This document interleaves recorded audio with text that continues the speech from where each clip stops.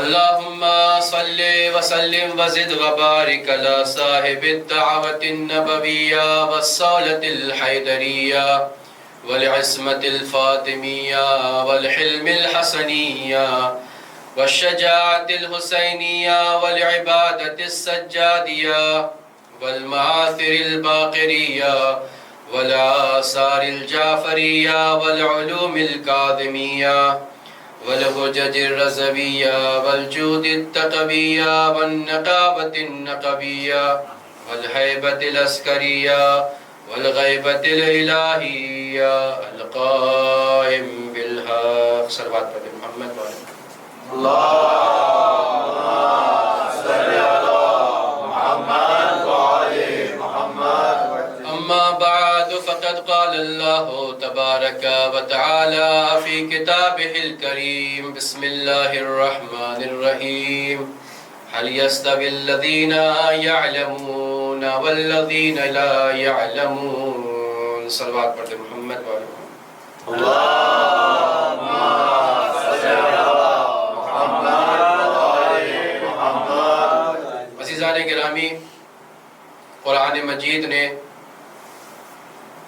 ہر ایک یا دو صفحے کے بعد عقل کی دعوت دی ہے. افلا یتدبرون افلا یعقلون، کیوں غور و فکر نہیں کرتے، کیوں عقل سے کام نہیں لیتے. یعنی اسلام نے ہمیشہ عقل کی آزادی کی دعوت دی ہے. 82 مقامات ایسے ہیں، 82 مقام پر خداوند عالم نے عقل کے مشتق الفاظ استعمال کیے ہیں. افلا یعقلون، تم لوگ غور و فکر کیوں نہیں کرتے.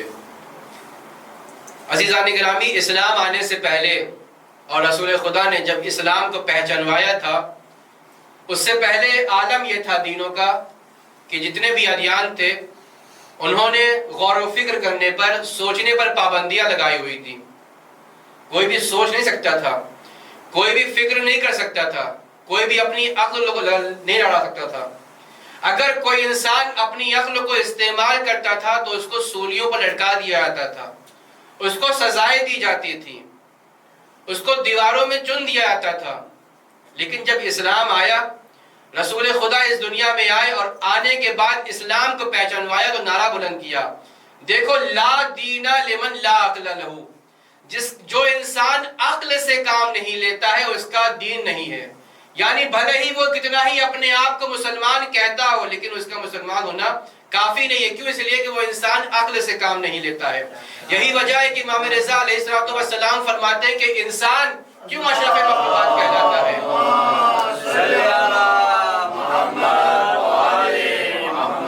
امام رضا فرماتے ہیں کیوں انسان اشرف مخلوقات ہے، اسے اشرف مخلوقات کیوں کہتے ہیں؟ اس لیے کہ اللہ نے اسے عقل جیسی نعمت دی ہے. اللہ نے فرشتوں کو کیا دیا ہے؟ عقل دی ہے، لیکن شہوت نہیں ہے ان کے پاس. جانوروں کے پاس کیا ہے؟ شہوت ہے لیکن عقل نہیں ہے. یہ انسان ہے جس کے پاس اللہ نے اسے عقل دیا ہے. اور اللہ نے اگر اسے عقل دیا ہے تو انسان اگر چاہے اپنے عقل کا استعمال کر کے اشرف مخلوقات بن سکتا ہے. لیکن عقل ہوتے ہوئے بھی انسان کبھی کبھی جانور سے بدتر ہو جاتا ہے. روایت نے بڑھ کے سہارا دیا کہ دیکھو من غلب شہوتہ علی عقلہ فہو اذل من البہائم، کہ اگر وہ انسان کہ جو اپنی شہوت کو اپنے عقل پر غالب کر لے تو ایسا انسان جانور سے بدتر ہوا کرتا ہے. من غلب عقلہ علی شہوتہ فہو افضل من الملائکہ، لیکن جس کی عقل اس کی شہوت پر غالب آ جائے ایسا انسان فرشتوں سے افضل ہوا کرتا ہے. صلوات پڑھ دے محمد وآل محمد پر. اللهم صل على محمد وعلى محمد. تو دین اسلام جب آیا تو اس نے کہا کہ دیکھو عقل سے کام لینا، غور و فکر کرنا. لیکن یہ مدت بہت، یہ ڈیوریشن بہت کم تھا. رسول کو گزرے ہوئے کچھ مدت بھی نہیں ہوئی تھی کہ لوگوں نے پھر وہی کام کیا جو جاہلیت کے زمانے میں ہوتا تھا. غور و فکر کرنے پر پابندیاں لگا دی گئی. شبلی نعمانی اہل سنت کے بہت بڑے عالم دین ہیں، وہ کہتے ہیں کہ جب رسول خدا اس دنیا سے گزرے ہیں تو بہت سے فرقے ایسے وجود میں آئے مسلمانوں میں جنہوں نے عقل پر پابندی لگا دی. اگر کوئی انسان عقل سے کام لیتا ہے تو اسے سزائیں دی جاتی ہیں، سولیوں پر لٹکا دیا جاتا ہے، دیواروں میں چن دیا جاتا ہے. یہ کب کا معاملہ ہے؟ اسلام پہچنوایا گیا ہے اور رسول خدا کہہ چکے ہیں کہ دیکھو اگر عقل سے کام نہیں لیا تو تم عقل اسلام سے خارج ہو جاؤ گے۔ عزیزان گرامی، آج دنیا میں 57 ملک ہیں جو مسلمان ملک ہیں، اپنے آپ کو مسلمان کہتے ہیں، لیکن دیکھیے عالم کیا ہے، دکھاوے میں کم سے کم اپنے آپ کو وہ کہتے ہیں کہ ہم امیر دیش ہیں، لیکن آپ دیکھیں آج مسلمان کس لیے پریشان ہے؟ غریبی اس کے، مفلس وہ ہے، ناکامی اس کے ہاتھوں میں ہے، غربت اس کے پیچھے گھوم رہی ہے، انسان مسلمان بدنام ہے۔ کیوں؟ اس مسلمان نے عقل سے کام لینا چھوڑ دیا۔ اچھا، آپ اس بات کو بہت اچھا سمجھ سکتے ہیں، آپ جس کنٹری میں رہ رہے ہیں، یہ کنٹری اتنی زرخیز ہونے کے باوجود ترقی کیوں نہیں کر رہی ہے؟ یہاں کے لوگ اگر چاہیں تو اپنی زمین سے وہ فائدہ اٹھا سکتے ہیں کہ سب سے امیر دنیا کے بن سکتے ہیں، لیکن چونکہ کچھ دنوں پہلے، کچھ سالوں پہلے ایک باہر کی حکومت آئی تھی اور ان کے ذہن کو اتنا تبدیل کر دیا ہے کہ یہ اب غلام بن کے رہ گئے ہیں۔ انہوں نے ان کے عقل پر اتنا قبضہ کر لیا ہے کہ یہ اب اپنی سوچ کو نہیں سوچتے ہیں، جتنا کماتے ہیں اتنا ختم کر دیتے ہیں۔ امام فرماتے ہیں، مولا کائنات فرماتے ہیں، لا غنا کل عقل ولا فقر کل جہل۔ یاد رکھو عقل سے بڑی کوئی دولت نہیں ہے اور مفلسی سے بڑی کوئی جہالت نہیں ہے۔ صلوات پڑھ دیں محمد و آل محمد پر۔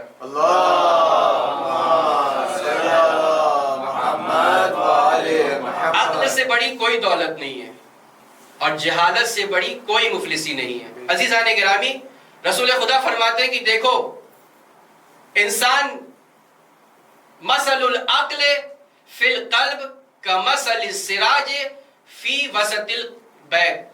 یاد رکھو کہ انسان کے جسم میں، انسان کے وجود میں عقل کی حیثیت وہی ہے جو انسان کے گھر میں نور کی حیثیت ہوتی ہے۔ کتنا اچھا استعارہ استعمال کیا رسول خدا نے۔ رسول خدا فرماتے ہیں یاد رکھو جس طریقے سے اگر نور گھر میں نہ ہو تو یہ گھر رہنے کے قابل نہیں ہوتا ہے۔ عزیزان گرامی، آپ اچھا سا گھر بنا لیں، مکان بنا لیں، محل تعمیر کر لیں، لیکن اگر دن کا یہ اجالا ختم ہو جائے، رات آ جائے اور یہ نور نہ رہے، یہ چراغ نہ رہے، بتائیے کہ آپ اس گھر میں رہنے کے لیے تیار ہوں گے؟ آپ کہیں گے نہیں، میں اس گھر میں نہیں رہوں گا جہاں پر چراغ نہیں ہے۔ عزیزان گرامی، جس گھر میں چراغ نہ ہو انسان اس گھر میں رہنے کے لیے تیار نہیں ہوتا ہے۔ کیوں؟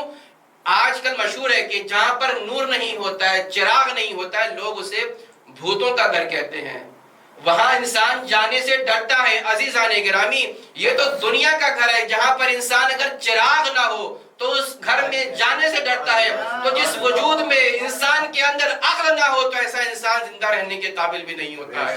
صلوات پڑھ دیں محمد و آل محمد پر۔ اللہم صلی علی محمد و آل محمد۔ اچھا، رسول خدا نے اس کی مثال کیا دی؟ عقل کی مثال چراغ کی۔ اور چراغ جب جلتا ہے، جب روشن ہوتا ہے، آپ میں سے اکثر لوگوں نے شاید نہیں دیکھا ہوگا کیونکہ جوان ہو چکے ہیں، لیکن جو بزرگان ہیں وہ جانتے ہیں کہ جب چراغ جلتا ہے تو ہوائیں جو ہوتی ہیں، ہواؤں کے جھونکے سے یہ چراغ بجھنے لگتا ہے، تو اسے فانوس کی ضرورت ہوتی ہے۔ فانوس کے ذریعے سے اس چراغ کو محفوظ کیا جاتا ہے۔ اس عقل کے لیے بھی کچھ فانوس مقرر کیے گئے۔ عزیزان گرامی، اسلام نے شراب کو کیوں حرام قرار دیا ہے؟ اسلام نے شراب کو اس لیے حرام قرار دیا ہے کہ جب انسان شراب پیتا ہے تو 2 گھنٹہ، 4 گھنٹہ، 1 رات انسان کی عقل کام نہیں کرتی ہے۔ یہ ظاہری نشہ ہے۔ ایک ظاہری نشے کی وجہ سے اسلام نے یہ حکم بتا دیا کہ دیکھو اگر تم شراب پیتے ہو تو دیکھو تم نماز کے قریب نہیں آنا، اس لیے کہ تمہاری عقل ضائع ہو چکی ہے۔ یہ کون سا نشہ ہے؟ یہ ظاہری نشہ ہے۔ لیکن یاد رکھیے کچھ نشے ایسے ہوتے ہیں جو انسان کی عقل کو برباد کر دیتے ہیں، جو انسان کی عقل کو ضائع کر دیتے ہیں۔ اب انسان اپنے آپے میں نہیں رہتا ہے۔ صلوات پڑھ دیں محمد و آل محمد پر۔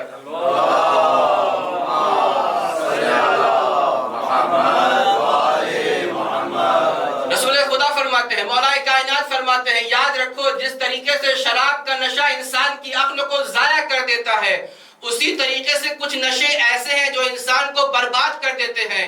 یاد رکھو ینبغی للعاقل ان یحترس من سکر المال وسکر القدرہ وسکر العلم وسکر الشباب وشکر مد. یاد رکھو اپنے آپ کو ان 5 نشوں سے دور رکھنا. پہلے نشے کا نام ہے دولت کا نشہ، مال کا نشہ. دوسرے نشے کا نام ہے انسان جب طاقتور ہو جاتا ہے، طاقت کا نشہ. تیسرے نشے کا نام ہے علم کا نشہ. چوتھے نشے کا نام ہے تعریف کا نشہ. 5ویں نشے کا نام ہے انسان جب شباب ہوتا ہے، جوانی کا نشہ. یہ 5 نشے ایسے ہیں جب ان نشوں میں انسان مبتلا ہوتا ہے تو اس کی دنیا بھی خراب ہوتی ہے، آخرت بھی خراب ہوتی ہے. صلوات پڑھ دے محمد و آل محمد پر. صلی محمد والے محمد. 5 نشے ہوئے: مال کا نشہ، طاقت کا نشہ، علم کا نشہ، تعریف کا نشہ، جوانی کا نشہ. یہ نشے ایسے ہیں کہ انسان کی زندگی کو برباد کر دیتے ہیں. دیکھنے میں لگتا ہے کہ انسان صحیح و سالم ہے، لیکن انسان کی عقل خراب ہو جایا کرتی ہے. یہ انسان کی آبرو چھین لیتے ہیں، عزت چھین لیتے ہیں. عزیزان گرامی، مال کا نشہ کیا ہے؟ انسان کو جب مال کا نشہ ہوتا ہے تو وہ اپنے آپے میں نہیں رہتا ہے. اچھا، یہ مال کا نشہ ہر کسی کو نہیں ہوتا ہے، ہر مالدار کو مال کا نشہ نہیں ہوتا ہے. مال کا نشہ اسے ہوتا ہے جو ابھی نیا نیا تازہ دولت مند بنا ہو، اکڑ دکھاتا ہے، دیکھا میرے پاس پیسہ ہے، ڈالر ہے. یہ نشہ کسے ہوتا ہے؟ جو کم ظرف ہوتے ہیں، اسے مال کا نشہ ہوتا ہے. تو عزیزان گرامی، یہ مال کا نشہ انسان کی عزت کو چھین لیتا ہے، اس کی آبرو جاتی رہتی ہے. یہی وجہ ہے کہ ہم دیکھتے ہیں کہ رسول کے زمانے میں بزم سجی ہوئی ہے، لوگ آذان کا انتظار کر رہے ہیں، اذان ہونے والی ہے. اتنے میں دیکھا کہ ایک صحابی آیا، آنے کے بعد رسول کے پاس بیٹھ گیا. وہ صحابی کون ہے؟ مالدار صحابی ہے، پیسے والا صحابی ہے. جب وہ رسول کے پاس بیٹھنے لگا تو اس نے کیا دیکھا کہ قریب میں ایک غریب انسان بیٹھا ہوا ہے. غریب صحابی بھی اس کے پاس میں ساتھ بیٹھا ہوا. ایک مرتبہ اس نے اپنے دامن کو چھڑکنے لگا. جیسے ہی اس نے اپنے دامن کو چھڑکا تو رسول کی نظر اس پر پڑی. اس نے کیا دیکھا کہ رسول نے اپنی رحمت کی نظر کو اس سے پھیر لیا. دیکھیے، صحابی ہے، تھوڑی سی ایمان کی رمق اس کے اندر باقی تھی. پہنچا رسول کی خدمت میں، یا رسول اللہ مجھ سے غلطی ہو گئی، میں معافی چاہتا ہوں. رسول خدا نے فرمایا، دیکھو معافی مجھ سے نہیں مانگو، معافی اس سے مانگو کہ جس کی حق میں تم نے کوتاہی کی ہے. وہ پہنچا اس صحابی کی خدمت میں کہ مجھ سے غلطی ہو گئی، مجھے معاف کر دو. اس صحابی نے رسول کو دیکھا، رسول نے اسے دیکھا. آنکھوں ہی آنکھوں میں رسول نے اس صحابی سے کہا کہ دیکھو، معاف کرنے والا انسان صاحب کرامت ہوتا ہے. ایک مرتبہ یہ صحابی کہتا ہے، دیکھو میں نے بھی تمہیں معاف کیا، میرے رسول نے بھی تمہیں معاف کیا، میرے خدا نے بھی تمہیں معاف کیا. یہ امیر شخص آ کر اپنی جگہ پر بیٹھ گیا، لیکن اسے چین نہیں ملتا ہے، سکون نہیں ملتا ہے، مضطرب حالت میں بیٹھا ہوا ہے، پریشان ہے. پھر دوبارہ وہ آیا اس صحابی کے پاس جس کی توہین کی تھی، جس کی ابھی عزت بے عزتی کی تھی. ایک مرتبہ پھر اس کے پاس آتا ہے، آنے کے بعد کہتا ہے، بھائی مجھے سکون نہیں ملتا، مجھے چین نہیں ملتا. تو کہتا ہے، وہ صحابی کہتا ہے، تم کرنا کیا چاہتے ہو بھائی؟ کہا، دیکھو میری آدھی دولت تم لے لو. لیکن وہ صحابی کہتا نہیں، مجھے تمہاری آدھی دولت نہیں چاہیے. پھر وہ صحابی جو امیر صحابی آ کے اپنی جگہ پر بیٹھ گیا، لیکن اس کے دل کو چین نہیں ہے، سکون نہیں ہے. پھر آیا رسول کی خدمت میں، یا رسول اللہ میں سکون نہیں پا رہا ہوں، مجھے چین نہیں آ رہا ہے. تو رسول خدا نے فرمایا، تم کرنا کیا چاہتے ہو؟ کہا، یا رسول اللہ میں اپنی آدھی دولت اس صحابی کو دینا چاہتا ہوں، لیکن یہ اسے لینے سے انکار کر رہا ہے. ایک مرتبہ رسول خدا نے اسے بلایا، اس صحابی کو بلا کے سوال کیا کہ دیکھو یہ صحابی ابھی تمہیں اپنے ارادے سے، اپنی رضا سے، اپنی خوشی سے تمہیں یہ مال دے رہا ہے. یاد رکھیے کہ ہر قصے میں ایک عبرت پائی جاتی ہے. بہت سے گناہ ایسے ہوتے ہیں، انسان اپنی زندگی میں بہت سے غلطی ایسے کر دیتا ہے کہ انسان کی وہ غلطیاں معافی لائق نہیں ہوتی ہیں. بہت سی غلطی میں انسان سوچتا ہے چلو آئی ایم سوری کہہ دیا، میری جو میں نے غلطی کی تھی وہ تمام ہو جائے گی. نہیں عزیزان گرامی، بہت سی غلطیاں جب انسان کرتا ہے اور سوری کہہ دیتا ہے، سامنے والا معاف تو کر دیتا ہے، لیکن وہ غلطی بہت بڑی ہوا کرتی ہے. اگر اتنی بڑی غلطیوں پر معاف کرنے سے کام چل جاتا تو اسلام نے یہ دیات نہیں رکھا ہوتا. یہ تعزیات کس لیے ہے کہ انسان کے ہاتھ کاٹ دیے جائے, یہ سزا دی جائے. اس کا مطلب یہ ہے کہ کچھ گناہ ایسے ہوا کرتے ہیں کہ جس کی سزا معافی کافی نہیں ہوتی ہے. عزیزان گرامی, وہ صحابی بھی آیا, آنے کے بعد کہتا یا رسول اللہ میں اپنی آدھی دولت اسے دینا چاہتا ہوں. وہ کہتا ہے مجھے اس کی دولت نہیں چاہیے. رسول خدا کہتے ہیں یہ اپنی خوشی سے دے رہا ہے, لیتا کیوں نہیں ہے؟ ایک مرتبہ وہ کہتا ہے کہ یا رسول اللہ اگر آپ کہہ رہے ہیں میں لے تو لوں اس کی دولت, لیکن مجھے ڈر اس بات کا ہے جو تکبر جو گھمنڈ اس کے اندر پایا جاتا ہے وہی غرور و گھمنڈ میرے اندر نہ پایا جائے. عزیزان گرامی یاد رکھیے دولت اچھی چیز ہے, دولت بہت اچھی چیز ہے, لیکن یاد رکھیے جب انسان کے پاس دولت شکر کے ساتھ ہو تو رحمت ہے, لیکن جب انسان کے پاس صحیح دولت انسان کے پاس تکبر کے ساتھ ہو زحمت ہے. صلوات پڑھ دیں محمد وآل محمد پر.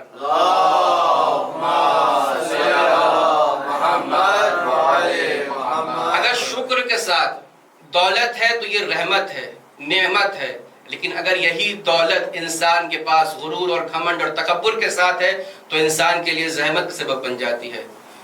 دوسری چیز, دوسرا نشہ جو انسان پر اگر طاری ہو جائے تو یہ انسان بہک جاتا ہے اور یہ انسان اپنے آپے میں نہیں رہتا ہے. امام علی فرماتے ہیں ینبغی للعاقل ان یحترس من قدرہ, عقل مند انسان کے لیے ضروری ہے کہ وہ اپنے آپ کو قدرت کے طاقت کے نشے سے بچائے. یہ طاقت کا نشہ بھی مال کے نشے کی طرح ہے. جس طریقے سے مال کا نشہ انسان کو اپنے آپے میں نہیں رکھتا ہے اس طریقے سے یہ طاقت کا نشہ بھی ہے.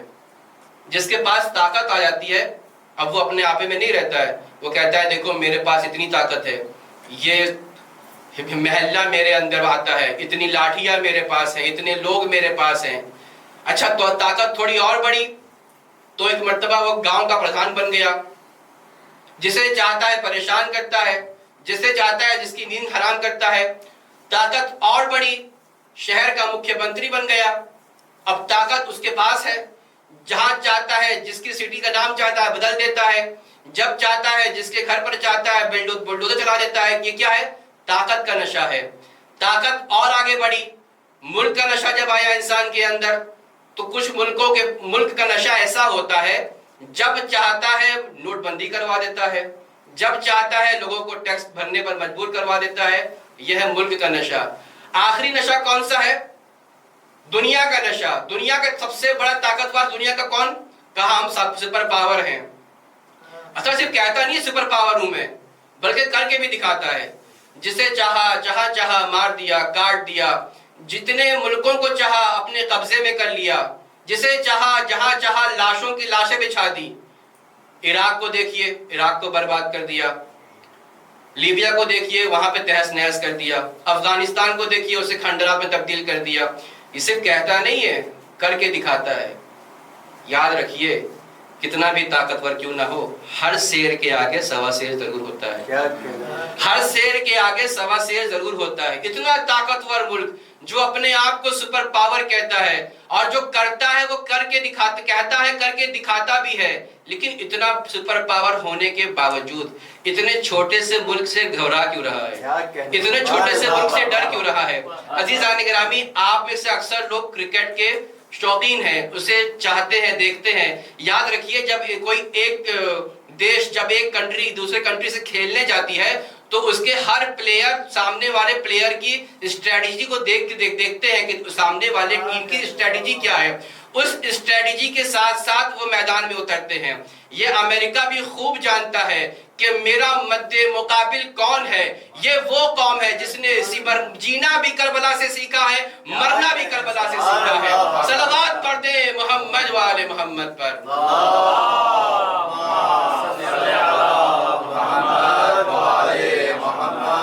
یہ وہ قوم ہے جس نے جینا بھی کربلا سے سیکھا ہے, مرنا بھی کربلا سے سیکھا ہے. تو دو چیزیں ہوئی جس سے انسان کو, جس نشے سے انسان کو بچنا چاہیے. ینبغی للعاقل ان یحترس من المال ومن السکر القدرہ. انسان کو چاہیے کہ مال کے نشے سے بچے, انسان کو چاہیے کہ قدرت کے نشے سے بچے. تیسرا نشہ کیا ہے؟ تیسرا نشہ ہے علم کا نشہ. جب انسان پر علم کا نشہ طاری ہوتا ہے تو وہ انسان مال اور طاقت سے زیادہ بھیانک ہوتا ہے، زیادہ خطرناک ہوتا ہے۔ کیوں؟ جب کسی انسان کو مال کا نشہ ہوتا ہے، طاقت کا نشہ ہوتا ہے، تو وہ اپنے آپ کو بگاڑتا ہے، لیکن جب انسان کو علم کا نشہ ہوتا ہے تو اپنے ساتھ ساتھ سماج کو بگاڑ لیتا ہے۔ عزیزو یاد رکھیے، علم انسان کو اکڑنا نہیں سکھاتا، بلکہ علم انسان کو تواضع اور انکساری سکھاتی ہے۔ آپ دیکھ لیے بہت زیادہ جو دنیا میں درخت پائے جاتے ہیں، وہ درخت جو پھلدار نہیں ہوتے ہیں وہ آسمانوں کو چھوتے ہیں، ان کی ٹہنیاں آسمان، ان کی شاخیں آسمان تک پہنچتی ہیں، لیکن وہ درخت جو پھلدار ہوتے ہیں ان کے اندر تواضع پایا جاتا ہے، ان کے اندر انکساری پایا جاتا ہے۔ بس عالم کو چاہیے کہ اپنے علم میں کبھی تکبر نہ کرے۔ یہی وجہ ہے کہ جب رسول خدا سے پوچھا گیا یہ بتائیے عالم کون ہوتا ہے، ہم سے پوچھا جائے عالم کون ہوتا ہے، ہم کہیں گے بھائی جو نجف میں پڑھتا ہو، جو قم میں پڑھتا ہو، جس کے سر پر امامہ ہو، وہ عالم ہے۔ لیکن رسول خدا فرماتے ہیں یاد رکھو، عالم وہ نہیں ہے کہ جس کے سر پر امامہ ہو، بلکہ عالم وہ ہے کہ جو اپنے علم کے ساتھ ساتھ اس پر عمل بھی کرتا ہو۔ صلوات پڑھ دے محمد و آل محمد پر۔ اللہم صلی علی محمد و آل محمد۔ تو تیسرے نشے کا نام علم کا نشہ ہے۔ چوتھے نشے کا نام مولا فرماتے ہیں ینبغی للعاقل ان یحترس من سکر المدح، انسان کے لیے ضروری ہے کہ تعریف کے نشے سے بچے۔ یہ تعریف کا نشہ بھی انسان کو برباد کر دیتا ہے۔ آپ کچھ مجمع میں بیٹھے رہیں، لوگ آپ کی تعریف کرتے ہیں، آپ اس تعریف کے قابل ہوں۔ بہت سے لوگ ایسے ہوتے ہیں، آپ نے دیکھا ہوگا کہ جہاں بیٹھے اپنی تعریف کر رہے ہیں، اما کیا بتاؤں میں کون ہوں، میں فلاں ہوں فلاں ہوں فلاں ہوں۔ اچھا یہ بہت بڑی بیماری ہے۔ اپنی تو میرا بیٹا، ارے کیا کہنے، میری بیٹی، اس سے پتہ نہیں کون کون سی لینگویج آتی، 9 لینگویج کی مہارت رکھتی ہے میری بیٹی۔ یہ تعریف کا نشہ انسان کو مار دیتا ہے، اور ان تعریف کا جو تعریف کا نشہ ہوتا ہے لوگ بھی ان سے کھیلتے ہیں۔ جو جوان قسم کے لوگ ہوتے ہیں وہ ان کے پاس جاتے ہیں انہیں چھیڑنے کے لیے، اما چلو ان کے پاس، تھوڑی سی تعریف کریں گے ہماری کولڈ ڈرنک میں نکل آئے گی۔ یہ تعریف کا نشہ بھی خطرناک نشہ ہوتا ہے، اور یہ تعریف کا نشہ ہم مولوی میں زیادہ پایا جاتا ہے۔ تھوڑے دن آ کے ممبر میں بیٹھ گئے، لوگوں نے تعریف کرنا شروع کی، اما آپ علامہ ہیں، علامہ طاہر ہے، آپ تو آیت اللہ ہیں۔ تو یہ تعریف کا نشہ انسان کو مار دیتا ہے۔ کچھ دنوں پہلے ابھی انجمن کے صاحب بیاض تھے، لوگوں نے تعریف کرنا شروع کیا، اما کیا آواز پائی ہے، اب پھولے نہیں سما رہے ہیں۔ کچھ دنوں پہلے گلیوں میں نظر آتے تھے، تعریفیں ہونا شروع ہوئی، گھر میں بیٹھے ہوئے ہیں، سوچ وچار ہو رہا ہے بھائی اب کیوں نہ لوگ اتنی تعریف کر رہے ہیں، کیوں نہ سیڑھی نکالی جائے۔ کچھ دنوں میں سیڑھی ان کے سامنے نکل آ رہی ہے، سیڑھیوں پہ سیڑھی نکل آ رہی ہے۔ وہ جناب جو محلے میں آرام سے مل جایا کرتے تھے، ان کی اتنی تعریف ہو گئی، سیڑھیوں پہ سیڑھی نکل رہی ہے، نقش نہیں مل رہا ان کے بھائی۔ ہم نے کہا بھائی سلام علیکم، اکڑ کے چلنے لگے۔ یاد رکھیے جس مولا نے آپ کو یہ عزت دی ہے اس کا احترام ضرور کیجیے۔ صلوات پڑھتے ہیں محمد و آل محمد پر۔ اللہم صلی علی محمد و آل محمد۔ تو یہ 4 نشے ہوئے، مال کا نشہ، دولت کا نشہ، طاقت کا نشہ، علم کا نشہ، اور یہ تعریف کا نشہ۔ آخری نشہ کون سا ہے؟ جوانی کا نشہ۔ اکثر ہم میں سے اکثر کے سبھی جوان ہیں تقریباً، کچھ جن کے چہرے ضعیف جیسے ہیں وہ ضعیف بھی نہیں ہیں، سب جوانی ہیں۔ یہ جوانی کا نشہ بھی بڑا خطرناک نشہ ہے۔ اگر اس جوانی میں انسان تقوی کے ساتھ کام نہ لے تو انسان بہک جاتا ہے۔ تو عزیزانی گرامی، جس طریقے سے انسان اپنے آپ کو شراب سے بچائے، جیسے شراب انسان کی عقل کو ضائع کر دیتی ہے، اسی طریقے سے یہ 5 نشے بھی انسان کو زائل کر دیتے ہیں۔ انسان کو چاہیے ہر قدم پر ان نشوں سے اپنے آپ کو بچائے، چاہے وہ مال کا نشہ ہو، چاہے وہ دولت کا نشہ ہو، چاہے وہ علم کا نشہ ہو، چاہے وہ تعریف کا نشہ ہو، اور چاہے وہ جوانی کا نشہ ہو۔ جب انسان اپنے آپ کو ان نشوں سے بچاتا ہے تو وہ صاحب عزت کہلاتا ہے، وہ صاحب کرامت کہلاتا ہے۔ اور یاد رکھیے جو اپنے آپ کو بچا لیتے ہیں وہ وقت کے حبیب کہلاتے ہیں۔ سب سے بڑی مدح انسان کے لیے کیا؟ کوئی امام کسی کے لیے کہہ دے کہ انت الفقیہ، اے حبیب تم فقیہ ہو، اس سے بڑی فقاہت کیا ہوگی کہ امام سند دے دے کہ اے حبیب تم میرے چاہنے والے بھی ہو اور وقت کے مجتہد بھی ہو۔ عزادارو، جس گھرانے نے یہ تعلیمات دی ہیں کہ ہمیں کس طریقے سے زندگی بسر کرنی ہے، ان پر ہی بہت سے مظالم اٹھائے گئے۔ آج ہم جو ہر جمعرات کو آ کر جمع ہوتے ہیں، مجلس پڑھتے ہیں، کس لیے، کیوں جمع ہوتے ہیں؟ آپ آتے ہیں دن بھر کی تھکاوٹ کے بعد بھی آپ آتے ہیں، مجلسوں میں شریک ہوتے ہیں، دعائے کمیل پڑھتے ہیں، کس لیے؟ کہیں نہ کہیں آپ کے دل میں یہ ہے نا کہ شب جمعہ ہمارے مرحومین آتے ہیں، ہمارے ساتھ بیٹھتے ہیں، ہم دعا پڑھتے ہیں، یہ ثواب ان کو ملتا ہے۔ جن کے ماں باپ اس دنیا میں ہیں وہ ان کے صحت کے لیے دعا کرتے ہیں، اور جن کے ماں باپ اس دنیا میں نہیں ہیں لوگ ان کے ثواب کے لیے دعا کرتے ہیں۔ عزیزو، ہم جانتے ہیں کہ ہمارا دین عقل کی بنیاد پر بنایا گیا ہے،